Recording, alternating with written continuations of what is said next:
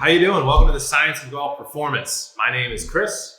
I'm Alex. And I'm Bobby. And we are all totally uncomfortable in front of the camera, but we believe it's really important to really change the way that we're attacking how we improve golfers and how they perform at the game of golf based off of science and data. And I think that's one of the big things we do here at Par for Success is we try to kind of prove everything we're doing. So the goal of this show, kind of the point, is to hopefully help you be a better coach. I don't know, what was what you said? What? I just cut through the misinformation. So especially in golf and really most sports, there's a lot of bad information out there. It's based on good theories maybe, but there's, you ask for numbers and there's this is what I've seen works rather than this is what the numbers are showing me and this is what I can guarantee success with. So today what we're going to talk about is kind of the history of, or evolution of kind of how our grandpas and grandmothers played golf, how they would get better at the game, and really what science and data, I guess, is saying to do differently or the same. That's why you're watching, to find out. So, I guess I think before we go any further, if you guys like this video, definitely please like it, the video, subscribe to the channel. If you find it helpful, please share it with your friends because our goal is to really help our industry move forward, to help golfers across the world. And so this is one of the easiest ways to do that is to share good data, science-backed information. And our terribleness on the camera will hopefully be entertaining to watch. So welcome to our journey. So I guess when we started, it was just golf swing, right?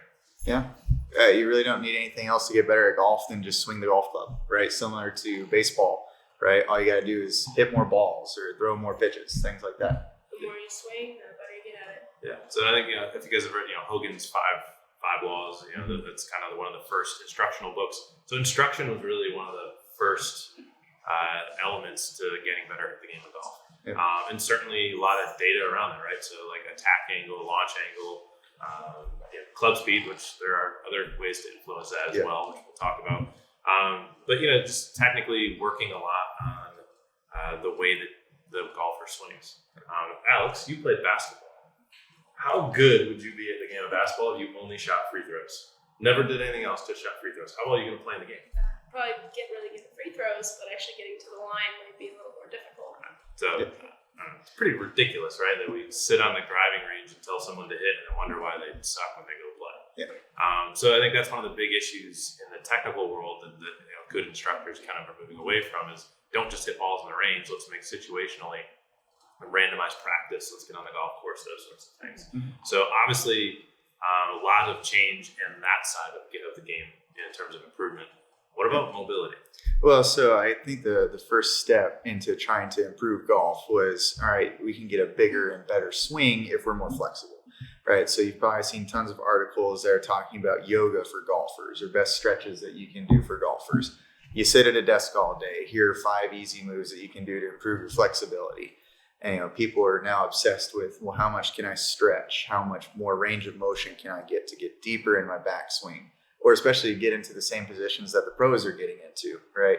Everyone can go to YouTube nowadays and look at a slow-mo video of Rory swinging the club and say, well, how do I do that? Right? And everyone goes, well, flexibility, flexibility, flexibility. Now, that's helped a lot of people. So because we sit a lot, because we drive a lot, because of our daily activities, it's great to get a little bit more mobility, right? And especially for golf, which moves in 3 different planes of motion, right? Forwards, sideways, and rotationally, it's great to have improved range of motion in all of those directions. But maybe the pendulum has swung a little bit too far in terms of that's the only thing golfers are adding to their routine aside from technical practice. They're not then seeing the results that they're expecting because that's the only part that they're adding to the equation. I think it would be cool if you're watching, wherever you are, and you can pause this right now, write down what you think the top 4 areas of mobility for you as a golfer are, or for your clients if you don't play golf. Alex is a phenomenal golfer. Yeah. What's your handicap?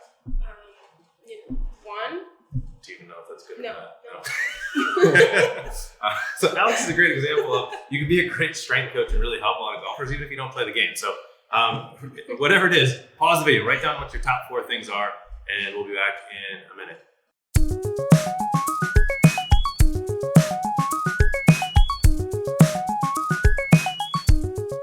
All right, what'd you guys get?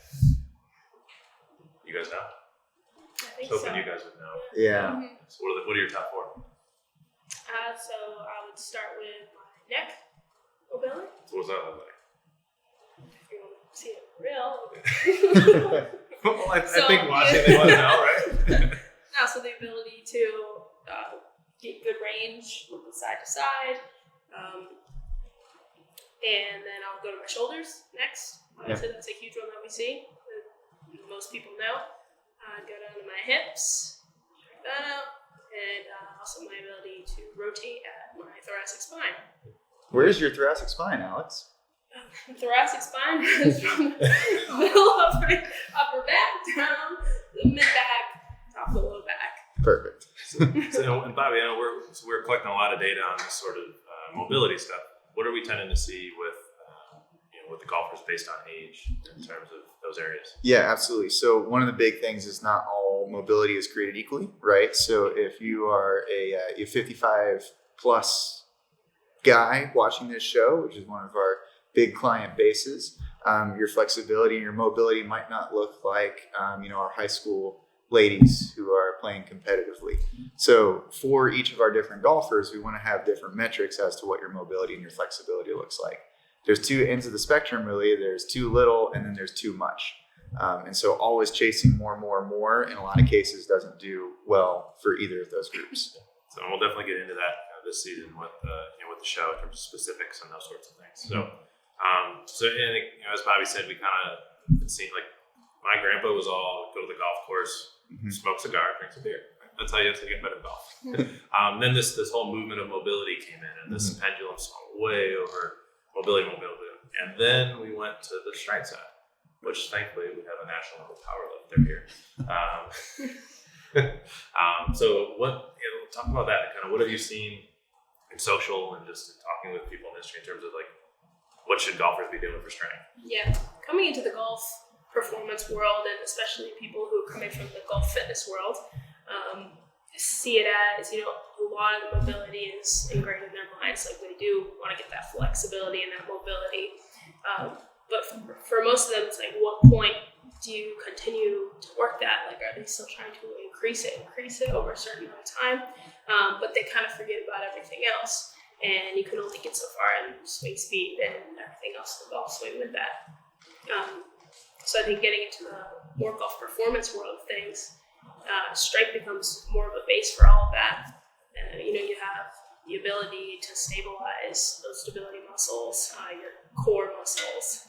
If we're not working on getting those stronger and better, then you're leaving a lot on the table when it comes to your golf swing. Isn't that one of like the biggest lies that you need to do all this core exercise work? And really, if you look at it, if you like lift heavy, like everything kind of takes care of itself. Is that right? Yeah, I think the biggest misconception is that lifting heavy is more detrimental to anything to the golf swing. And of course, as we've seen it here, that's far from the truth. They're afraid to get biceps through PFR, like Bobby. Yeah. It'll inhibit their turn, right? Exactly.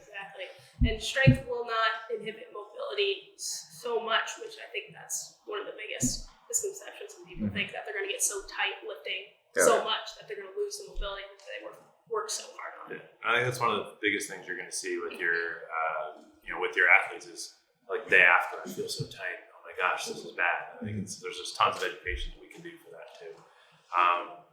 But I think, again, if you're liking this content, absolutely. Definitely like the video, subscribe to the channel, please share with your friends. It's episode 1, so I promise we'll get better. But I think, when we look at the history of golf performance and you look at the technical side and you have the mobility, the strength, we're going to talk a lot about power this season and the research that we're doing there too, and specifically getting into the details for you as a coach so that you can help your golfers. There's so much to cover. Hopefully we're going to put these in kind of digestible tidbits for you. But before we kind of wrap up for today, what do you guys, any kind of final kind of expectations you want to set for everyone watching? Well, I think the big thing that we want to show through this show is that sometimes the pendulum can swing too far in one direction, right? Most of the time there's a blended answer, and you're going to have people on kind of both sides of the aisle when it comes to topics like flexibility versus strength, or pure technical work versus, should I specialize, at a young age versus should I play other sports? And generally there's an answer that lies somewhere in the middle that gets you the best of both worlds. So I think that's one of our big keys, is to kind of show people, hey, if you combine things, you can get way better results than if you just go one way versus the other. Yeah, agreed. And everyone's going to be different in what their needs are, and we'll talk more about assessing and not guessing so much. And, yeah, I agree with everything Bobby said. Cool. So if you guys want, this is kind of an intro episode, and we have a ton of free research that we've done. We don't charge you for it. Please go download it, because hopefully it helps you with your athletes and for you to be a better coach. Just powerofsuccess.com. That's flashing across the screen right now. Go there, just download the research that you can dig super deep into. We're going to cover specifics of a lot of those studies and just how we integrate everything as we go here this season. But I guess we're off and running. Fun. All right. Well, I appreciate you being with us here today. Like we've said, if you like the video, please like it, subscribe to the channel, and then make sure of sharing it with all your friends.